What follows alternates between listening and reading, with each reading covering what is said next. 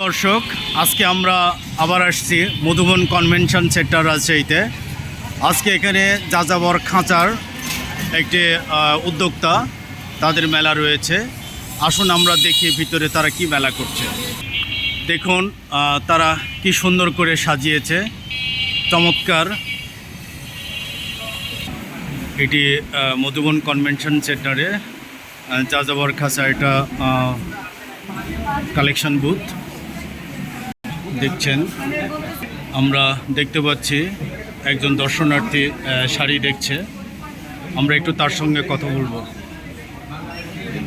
ভাই, আপনি কি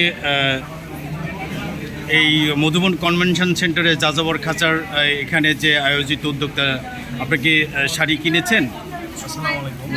না, আমি শাড়ি কিনে নাই, এখন দেখতেছি আমার এই ফ্রেন্ডের ওয়াইফের জন্য দেখতেছি। তো আমি তো এখন আনম্যারিড, সেই জন্য আর কি আমি তো এখানে তো জেন্টসের কোনো প্রোডাক্ট নেই, সব আর কি লেডিস প্রোডাক্ট। তো আমার ফ্রেন্ড আর আমি আসছি, তো আর কি দেখতেছি আমার ফ্রেন্ডের ওয়াইফের জন্য কিছু প্রোডাক্ট দেখতেছি এখানে আর কি।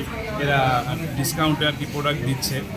তো এটা মধুবন কনভেনশন হল, এটা রাজশাহীতে আর কি কাদিরগঞ্জে অবস্থিত।